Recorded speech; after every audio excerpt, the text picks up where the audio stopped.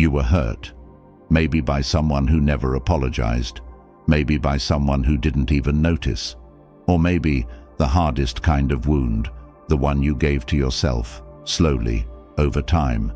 And yet, here you are, years later, still carrying it. People say, just let it go, like it's easy, like it's a light switch you can flip off. But if you've ever been deeply hurt, you know the truth. The past doesn't stay in the past. It lives in your body. It echoes in your thoughts. It clenches in your chest at 3 a.m. Pain, when left unresolved, becomes its own kind of ritual. We replay the conversation. We relive the betrayal. We rewrite the story, but the ending always stings. And somewhere in all that rumination, something begins to rot, our sense of peace. We start to believe that if we let go of our anger, we're letting them off the hook, that forgiveness is weakness, that it's forgetting, that it means what happened didn't matter. But here's what the science and lived experience is beginning to show us. Forgiveness isn't about the person who hurt you. It's about your nervous system, your brain, your freedom. The cost of clinging to pain is high, and it's not just emotional. Studies have shown that chronic resentment and unprocessed anger increase your risk of depression, anxiety, sleep disruption, and even heart disease. Your body reacts to those emotions the same way it reacts to danger, over and over again. That's why some people feel tired all the time, why others struggle with trust, why the same thoughts loop endlessly long after the danger has passed. Forgiveness, it turns out, is not a moral act.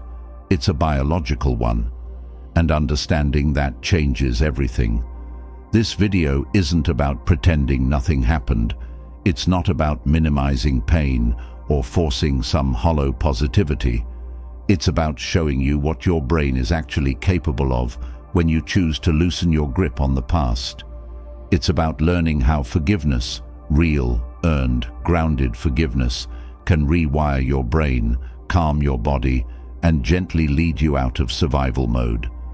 Because if you've ever wondered why you feel stuck, if you've ever asked yourself, why can't I move on? You're not broken. You're a human being whose brain is doing its best to protect you.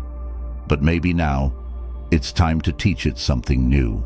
Forgiveness is one of the most misunderstood words in the healing vocabulary.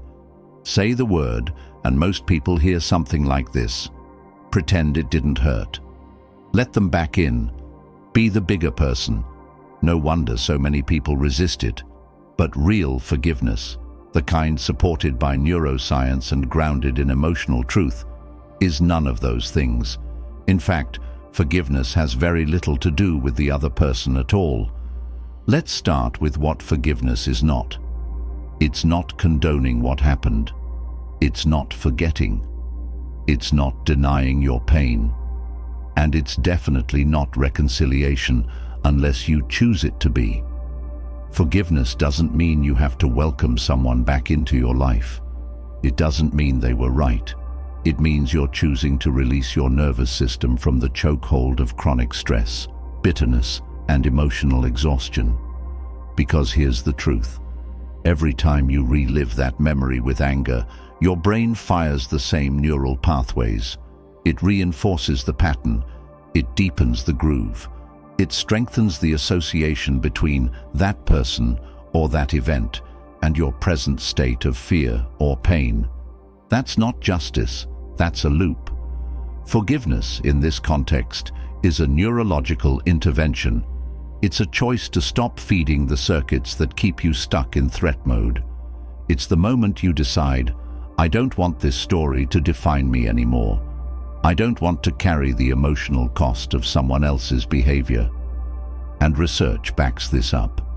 Studies from the field of effective neuroscience have found that practicing forgiveness, even just the intention to forgive, reduces activity in the amygdala, the brain's threat detection center, while increasing activity in the prefrontal cortex, which is associated with empathy, planning, and emotional regulation. Forgiveness moves you from survival mode into self-leadership. It's not passive, it's not weak, it's an act of power. Think of it like this. You've been dragging a heavy chain behind you for years. It's exhausting.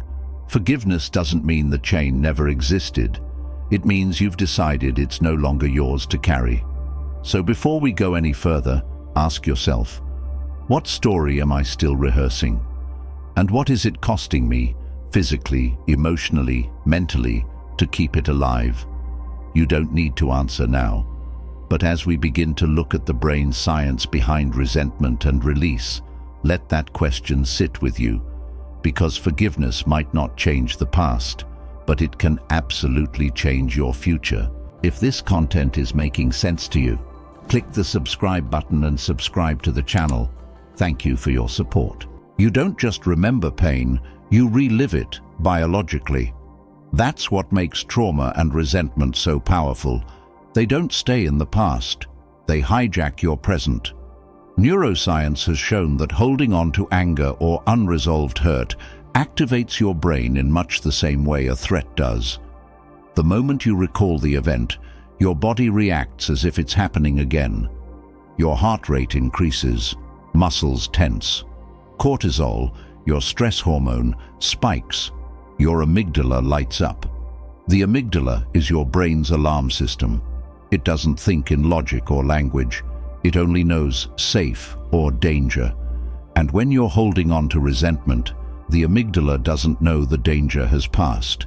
It keeps the signal going. Stay alert. Stay guarded. Don't relax. Over time, this constant state of hypervigilance becomes your default. Even when you're not consciously thinking about the person or event, your nervous system has learned to be ready, to brace for betrayal, rejection, judgment, or pain. This is what scientists call a chronic stress loop.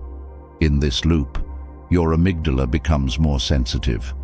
Your prefrontal cortex, the rational decision-making part of your brain, becomes less active. The hippocampus, which helps distinguish past from present, may even shrink under long-term stress. That's why you might know something is over, but your body doesn't feel like it. You're calm on the outside, but inside, your system is still clenched. And it gets worse. Long-term studies have shown that people who carry high levels of anger, bitterness, or unprocessed trauma are at greater risk for depression and anxiety disorders, sleep disruption, chronic fatigue, immune system suppression, even cardiovascular problems and increased inflammation. In other words, resentment doesn't just feel bad, it makes you sick. And let's be clear, this isn't because you're too sensitive or can't move on. This is how your brain protects you when no other path feels available. But here's the good news. If the brain can wire itself for survival, it can also rewire itself for peace. This is where forgiveness comes in, not as an emotion, but as a neurological decision to interrupt the loop. When you make that choice, to step out of the cycle, even just slightly, you begin signaling to the brain, we're not in danger anymore, we can let go, we can rest. In the next section, we'll explore exactly how forgiveness changes your brain and how, with time and intention, it can create new pathways toward emotional freedom.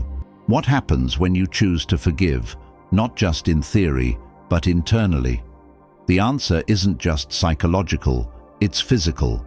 Forgiveness literally begins to rewire your brain.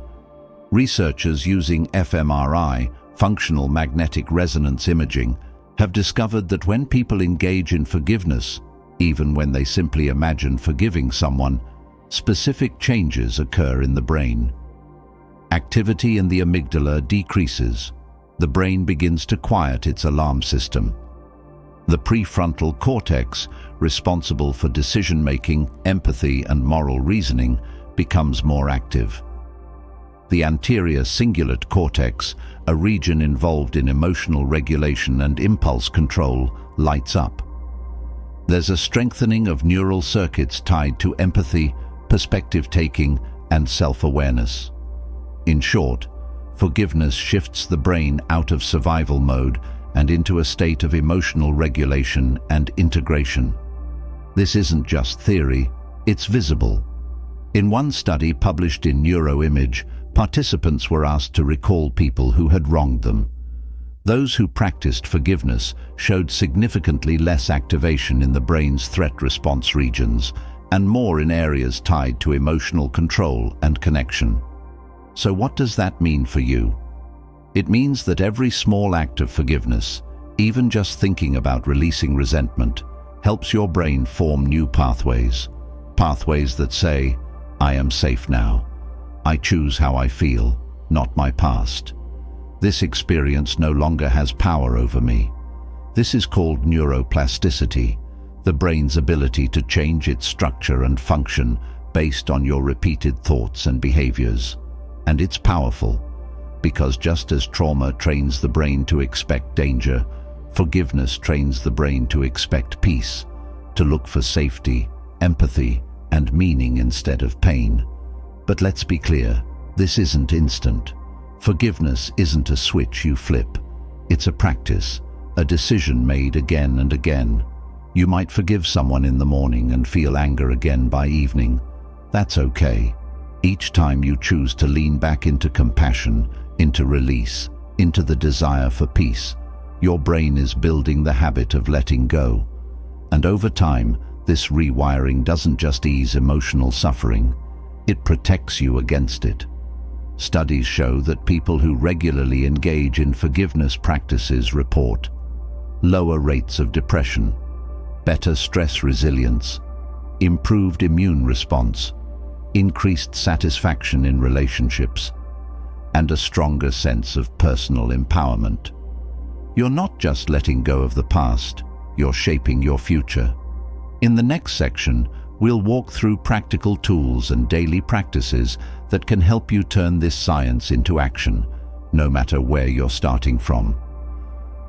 Forgiveness isn't something that just happens to you. It's something you build step by step, often slowly, quietly, and with great care. The good news? You don't need to wait for an apology. You don't need to wait for time to heal all wounds. You can start now, with small practices that gradually retrain your mind and body toward peace. Here are some science-backed, compassion-driven tools to help you begin. 1. Self-compassion. Forgive yourself. First, before you can release others, you often have to release yourself from shame, guilt, and self-judgment. Psychologist Dr. Kristin Neff defines self-compassion as treating yourself the way you'd treat a good friend, with kindness, understanding, and patience. Studies show that self-compassion reduces emotional reactivity, lowers cortisol, the stress hormone, improves resilience and emotional clarity. Try this. When painful memories arise, place your hand on your chest and say to yourself, "This is a moment of pain. Pain is part of being human. May I be kind to myself in this moment." This simple gesture can begin to rewire your self-talk and create space for healing. 2. Mindfulness and meditation. Train your attention. Mindfulness teaches us to witness our thoughts and emotions without getting swept away by them. Neuroscientific research shows that regular mindfulness practice shrinks the amygdala, increases activity in the prefrontal cortex, strengthens emotional regulation networks. Start small, 5 to 10 minutes a day. Focus on your breath. When a memory or emotion arises, don't push it away. Notice it, name it, and let it pass like a cloud. Guided meditations specifically on forgiveness, many available for free online, can help anchor this process. 3. Journaling. Externalize the pain. Sometimes the thoughts are too loud to sort in your head. Writing them down can provide clarity and emotional release. Prompts to try. What part of me is still holding on to this pain? What would I say if I knew they would truly listen? What do I need in order to feel safe enough to forgive? You can also write an unsent letter, A powerful way to express everything you feel without consequence. Burn it, keep it, tear it up, whatever gives you closure. 4. Forgiveness is a choice, not a feeling. You don't have to wait to feel ready. Research shows that the intention to forgive can trigger the same brain patterns as forgiveness itself. So even if you're still angry, even if you're unsure, you can say, "I am open to the possibility of forgiving one day." That alone is a powerful beginning. Forgiveness isn't about perfection. It's about progress, shifting your focus from what was done to you to what's still possible within you. In the next section, we'll explore the very real benefits of forgiveness, not just emotionally, but in your health, relationships, and long-term well-being. Forgiveness isn't just something you do to be a good person. It's one of the most powerful things you can do for your own health, peace, and future. Science has shown again and again, when you let go of chronic anger, blame, or resentment, you don't just feel better emotionally, your entire body responds. Mental health benefit studies show that people who regularly practice forgiveness report lower levels of depression and anxiety, improved self-esteem, greater emotional resilience, less rumination, that obsessive replaying of the past. In fact, researchers at Stanford and the University of Wisconsin found that forgiveness-based therapy was as effective as cognitive behavioral therapy, CBT, in reducing symptoms of trauma-related depression. By releasing emotional entanglement, you free up mental energy for clarity, creativity, and presence, better relationships, and social connection.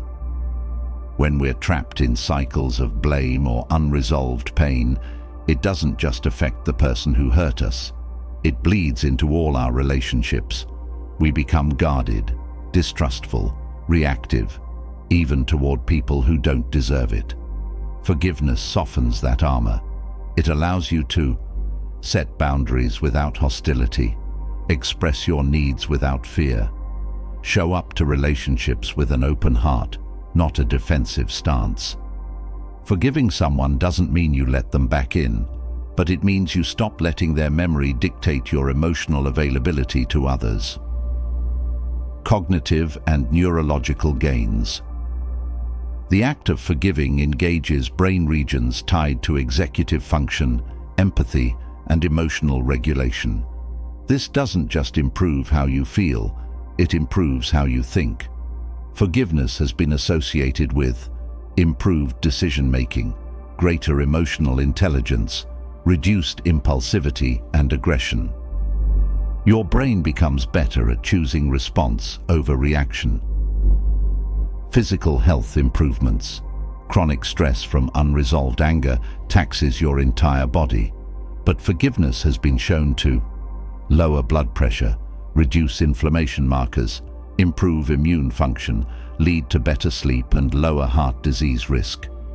In one large-scale study, people with higher levels of forgiveness showed significantly lower allostatic load, a measure of cumulative biological stress. Letting go isn't just symbolic, it's physiological. When you forgive, you're not giving in. You're rising above. You're choosing to protect your future from the grip of the past. And that choice, small, difficult, brave, ripples through your entire life. Next, we'll explore how forgiveness becomes a form of personal empowerment and how you can strengthen it through support, self-care, and boundaries that honor your worth. To many people, forgiveness feels like giving up, like letting someone get away with it. That's a myth, and it's one that keeps millions of people stuck in pain far longer than they need to be. Here's the truth. Forgiveness is not a surrender. It's a statement, a bold one, that says, "What you did shaped me, but it no longer defines me. You don't get to keep hurting me by living in my mind. I'm not carrying this weight for you anymore. I choose peace for me." That is not weakness. That is power. Forgiveness without reconciliation. You can forgive someone without ever speaking to them again. You can release resentment without excusing what they did. You can let go without letting them back in. Forgiveness is an internal process. It's about you taking back emotional control, not about restoring trust where it hasn't been earned. Get support. You don't have to do it alone. Forgiveness can feel overwhelming, especially when the trauma runs deep. This is where professional help makes a massive difference. Trauma-informed therapists can guide you through, naming the pain without re-traumatizing you, separating the past from your present reality, releasing guilt, shame, and misplaced self-blame. Modalities like EMDR, eye movement desensitization and reprocessing, somatic therapy, and compassion-based approaches are specifically designed to help process emotional injuries and rebuild self-trust. There's no shame in needing help. In fact, asking for help might be one of the most empowered steps you can take.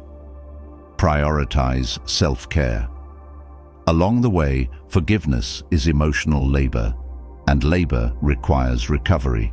Support yourself with healthy routines, sleep, nutrition, movement, creative outlets, art, music, journaling, nervous system regulation, breathwork, nature walks, grounding exercises.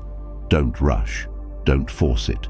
Create the internal conditions where release becomes possible, not pressured. You deserve peace. The person who hurt you doesn't have the final say. You do. Forgiveness isn't about pretending it didn't matter. It's about saying, it mattered, it hurt, and I'm still choosing to heal. That's not weakness. That's you, reclaiming your life on your terms. Next, we'll bring everything together in a closing reflection. One last invitation to choose peace, not as a reward for others, but as a gift to yourself. Forgiveness isn't a moment, it's a journey. And like any journey, it begins with a single quiet step. Not toward forgetting, not toward them, but toward yourself. To forgive is not to erase the past. It's to reclaim your future from its shadow. It's saying, this story shaped me, but it doesn't get to own me. I am not defined by the pain. I'm defined by what I choose to do with it. You don't need to wait for an apology. You don't need to feel ready. You only need the willingness to try, to breathe into the ache and begin loosening your grip on it. The science is clear. Forgiveness calms the mind. It quiets the body. It restores agency to a nervous system once held hostage by fear. And your spirit. It begins to rise again, because beneath the pain, the bitterness, and the anger, you're still there, still whole, still capable of joy, peace, and connection. So ask yourself gently, what would it feel like to be free? Not when they change, not when the world is fair, but now, because you've chosen it. That's the real power of forgiveness. It's not a gift to your past, it's a gift to your present and a promise to your future.